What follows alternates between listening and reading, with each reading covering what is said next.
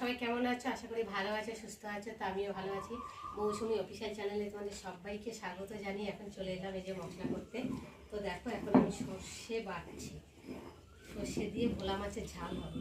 এবারে সর্ষেটা আগে বেটে নিচ্ছি, আর এখানটা পেঁয়াজ কুচিয়ে নিয়েছি, একটা টমেটো, আর এখানে একটু আদা আর একটু অল্প করে রসুন নিয়েছি। নোনা মাঝে যেহেতু একটু রসুন, আদা রসুন না দিলে ভালো লাগে না, তার জন্যে রসুন বেটে নেবো। আর এই দেখো সর্ষেটাকে সিলটা ঠিকঠাক মতো বসানো হয়নি, ওই জন্য আওয়াজটা হচ্ছে।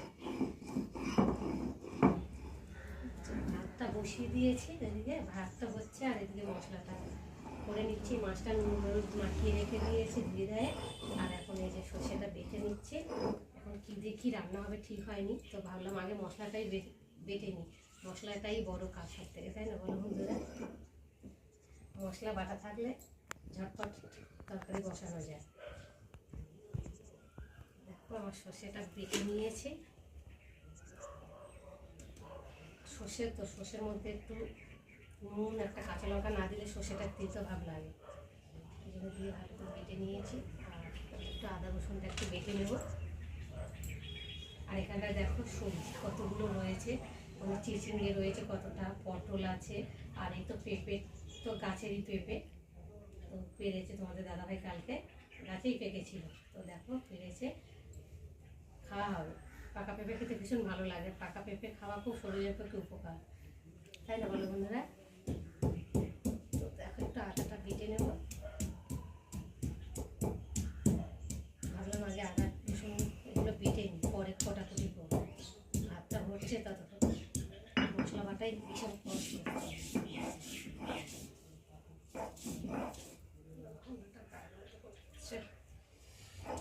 এই গরমে না কোনো কাজ করতেও ইচ্ছা করছে না, ভালো লাগছে।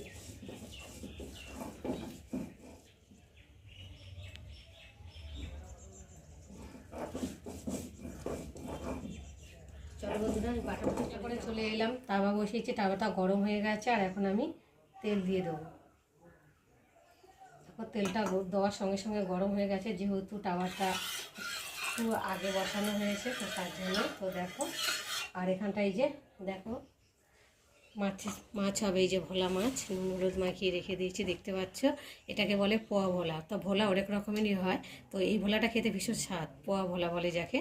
আর এই যে সরু সরু করে আলু কেটে নিয়েছি, ভোলা মাছ দিয়ে হবে। আর এখানে এই যে মশলা করে নিয়েছি, আর ওখানে তাওয়া বসিয়েছি, গরম হয়ে গেছে। আর এখন আমি একে একে মাছগুলো দিয়ে ভেজে নেব। দেখো লম্বা লম্বা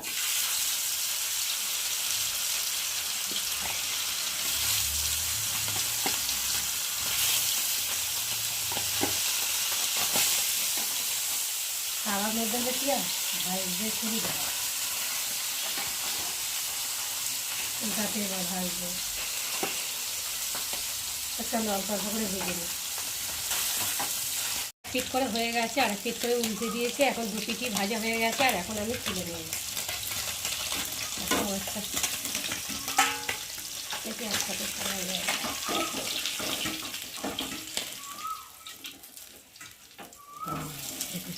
হচ্ছে না, একটা করে সেটা ভেঙে যাবে।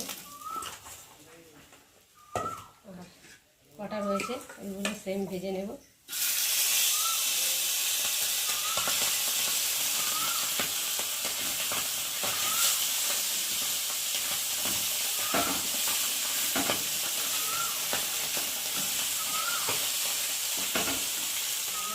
আর এখন কড়া বসিয়েছি, কড়াতে তেল দিয়েছি, তেলটা গরম হয়ে গেছে।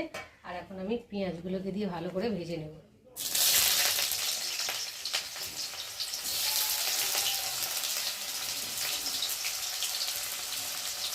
আর দিয়ে দেবো কটা কাঁচা লঙ্কা।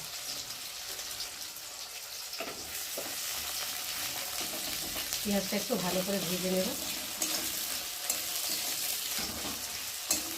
ভাজা ভাজা হয়ে গেছে, আর এখন এই যে কেটে রাখা আলুগুলোকে দিয়ে ভালো করে ভেজে নেব। একটু নেড়ে দেবো।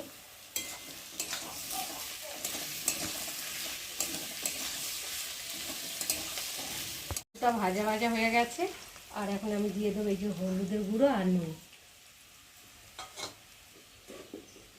আর দেবো এই যে আদা রসুন বাটা, সর্ষে বাটা, আর একটা টমেটো। দিয়ে ভালো করে মশলাটা কষিয়ে নেব ততক্ষণ না মশলার গন্ধটা যায়।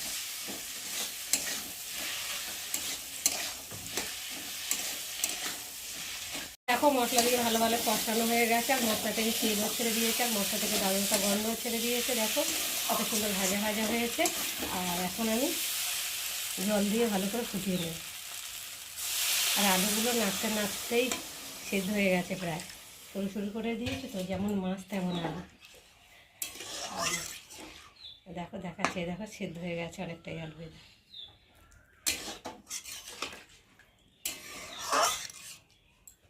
তো চলো এখন ঢাকা দিয়ে ফুটিয়ে নেব। এবার ঢাকাটা খুলে দেখি ঝোলটা কেমন হয়েছে। তো দেখো ঝোলটা খুব সুন্দর হয়েছে দেখতে, যেহেতু আমি গুঁড়ো লঙ্কা দিইনি ওই জন্য সাদা হয়েছে। তো গুঁড়ো লঙ্কাটা মানে খাওয়া বারণ, ওই জন্যে দিই না, মানে সময়তে যখন যেটার মধ্যে দিই একটু আধা করে। তো তোমাদের দাদাভাই তো পছন্দ করে না, ওই জন্যে দিলাম না। আর সর্ষের মধ্যে গুঁড়ো লঙ্কা দিলে ভালো লাগে না, কাঁচা লঙ্কা দিয়ে করলে ভালো লাগে। তো দেখো ঝোলটা এখন ফুটছে, আর এখন এই যে ভেজে রাখা মাছগুলোকে দিয়ে আমি ভালো করে ফুটিয়ে নেব। নোনা মাছ তো সর্ষে দিয়ে করলে ভালো লাগে, গায়ে গায়ে মতো, বেশি ঝোল ঝাল করলে ভালো লাগে না। ওই জন্যে বেশি ঝোল করবো না, মাখামাখাই তরকারিটা করবো। আর এখন আমি কেটে রাখা কুচিয়ে রাখা ধনে পাতাটা উপর দিয়ে ছড়িয়ে দেবো।